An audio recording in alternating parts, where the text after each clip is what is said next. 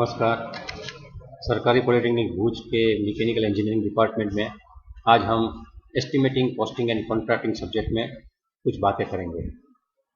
हमें मालूम है हमारे ये 7 यूनिट है और 7 यूनिट में से भी जो छठा यूनिट है एस्टिमेशन ऑफ प्रोसेस कॉस्ट, उसकी जो बातें हैं वो हम आज करेंगे। एस्टिमेशन ऑफ प्रोसेस कॉस्ट, इसमें सबसे पहले तो ये समझना जरूरी है कि प्रोसेस क्या होती है। अभी हम जो मैकेनिकल इंजीनियरिंग में पढ़ते हैं तो कनेक्टिंग रोड बनाते हैं या बेरिंग बनाते हैं, तो एक एक पार्ट होता है।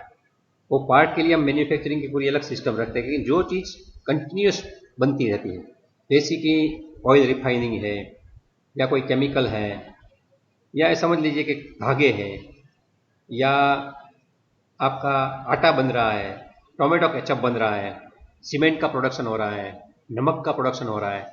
ये सब चीज़ है, वो पार्ट नहीं है, वो कंटिन्यूस प्रोसेस है, वो प्रोडक्शन नहीं है। एक तरह से अपना जो मैकेनिकल मैन्युफैक्चरिंग वाला प्रोडक्शन नहीं है, it is not a manufacturing, ये प्रोसेस चलता है। एक बार आपका प्लांट चालू हो गया, बाद में वो चालू ही रहता है। और उसमें आप देखिए पावर जनरेशन होता है, तो पावर जनरेशन पूरी प्रोसेस है। आइस का मैन्युफैक्चरिंग होता है, बर्फ बनता है, तो वो भी प्रोसेस ही। तो ऐसी जो प्रोसेस है उनका भी हमें, तो ये जो प्रोसेस कॉस्ट निकालनी होती है उसमें हमें कैलकुलेशन की थोड़ी अलग मेथड यूज़ करनी होती है। इसमें क्या होता है कि जो भी प्रोसेस होती है वो अलग अलग स्टेज में होती है।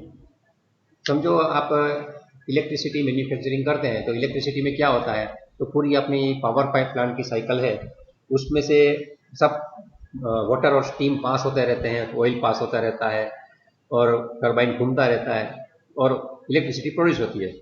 तो हर एक स्टेज के अंदर हम कौन सी चीज़ यूज़ कर रहे हैं और कितनी हर घंटे में इस्तेमाल हो रही है, और उसके साथ उसमें कितना पावर जा रहा है, उसमें कितना हीट जा रहा है, कितना वाटर का लीकेज हो रहा है या कंज्यूम हो रहा है, ये सब के सब हमें गिनने होते हैं। और इसके हिसाब से हमें मटेरियल कॉस्ट, लेबर कॉस्ट सब निकालनी होती है। वह जो लेबर काम करता है उनको, जैसे मैन्युफैक्चरिंग में speed, feed, depth of cut है, या कास्टिंग में उसको मेटल पोरिंग करना होता है, ऐसा नहीं करना होता है। वो नॉन स्टॉप अलग अलग प्रेशर मेजरमेंट करता रहता है, पीएच का मेजरमेंट करता रहता है, फ्लो मेजरमेंट का ये देखता रहता है, वाल्व चालू करता है, बंद करता है। तो कुछ ना कुछ तरीके से उसको मतलब कंप्रेसर चालू करना होता है, पंप चालू करना होता है, बंद करना होता है। तो ये जो कुछ भी काम करता है तो वो भी शिफ्ट में काम करता है। प्रोसेस के पैरामीटर जैसे बदलते हैं उसके हिसाब से उसको काम करना होता है। वो इसका पगार ऐसे नहीं मिलता है कि आपने कितनी बार वाल्व चालू किया या बंद किया। आपने 2 बार वाल्व चालू किया तो कम पैसा मिलेगा और 20 बार वाल्व चालू किया तो ज़्यादा मिलेगा, ऐसा नहीं होता है।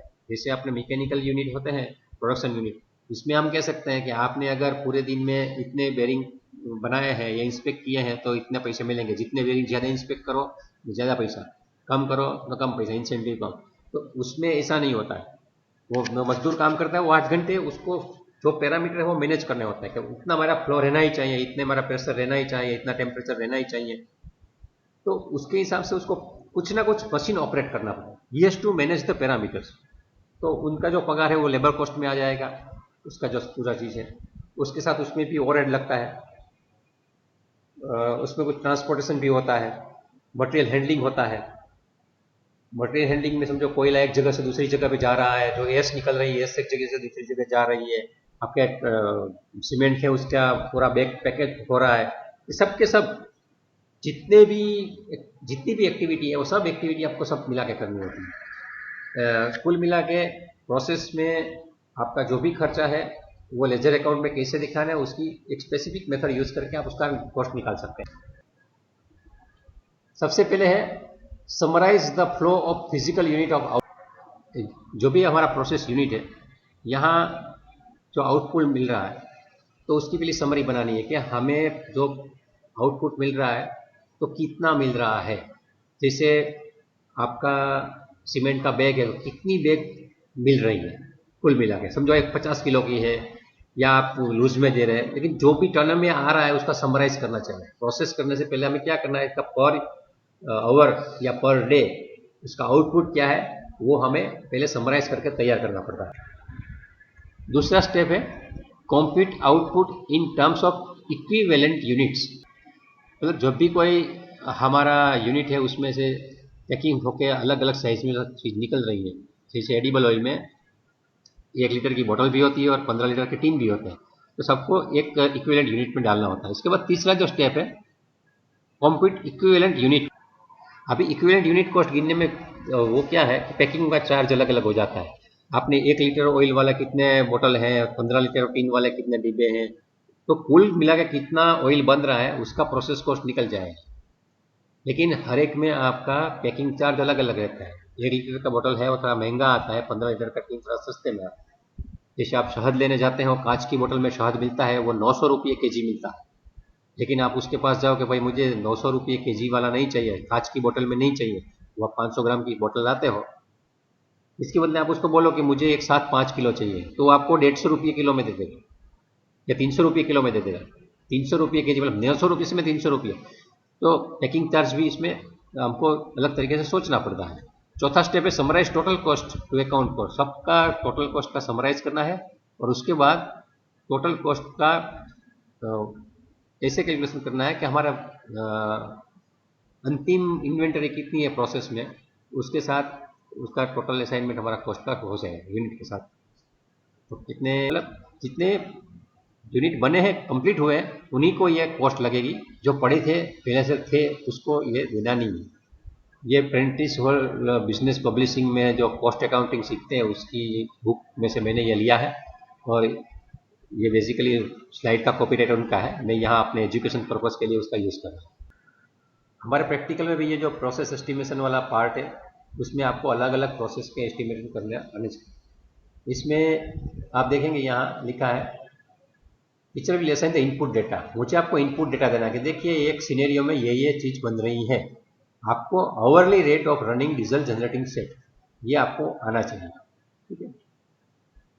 लेकिन मैं आपको ये प्रोसेस एस्टिमेशन के बारे में कुछ बताऊं इससे पहले मैं एक प्रैक्टिकल आपको एक सवाल करता हूं, ये आपको सबको लिखना है और लिखने के बाद आपको कुछ कैलकुलेट करके मुझे बताना है। मेरा एकदम प्रैक्टिकल सवाल है कि सबसे पहले आपके दिमाग एकदम कैलकुलेशन के बारे में स्पष्ट होने चाहिए कि एक पैरामीटर को कैसे इंटरप्रेट करते हैं।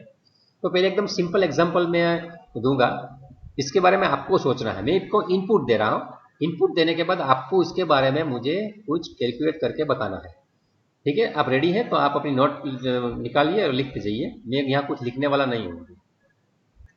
फिर रिपीट कर देता हूँ कि हम समझो एक डीजल बस परचेस करते हैं 25 लाख रुपये में, और लेने के वक्त वो बोलता है कि बस की पूरी लाइफ 20 साल की है, 20 साल तक आपको तकलीफ नहीं होगी, आप उसको एनुअल मेंटेनेंस करते रहिए।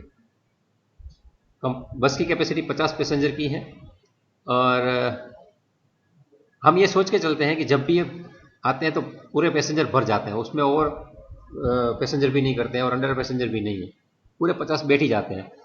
और जो बस का एवरेज है वो 1 लीटर डीजल भरते हैं तो 5 किलोमीटर चलती है, और ऐसे हम 20 साल तक चलेगी और इसका एवरेज समझो 70 रुपये अभी रेट चल रहा है।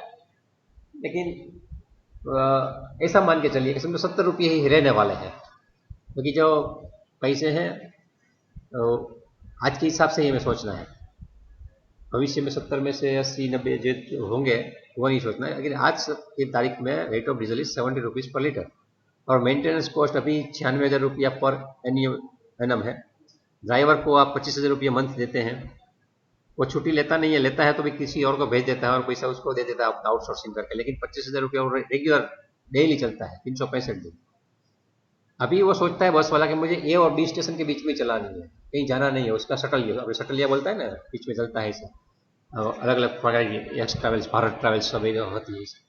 तो सुबह वो 8 बजे शुरू कर देता है और शाम को 8 बजे तक वो चलाता है, तो 80 किलोमीटर एक से बी तक जाता है और बी से ए वापस आता है, 50 पैसेंजर फुल लेके जाता है, आता है जाता है जाता है, इसे 4 बार फुल आधा जाता है, 8 बार हो गई ट्रिप। और वो सोचता है कि मुझे 80,000 रुपये प्रॉफिट मिलना चाहिए महीने। तो मेरा सवाल अभी ये है कि आपको पर पैसेंजर कितना रुपया चार्ज करना चाहिए, ठीक है।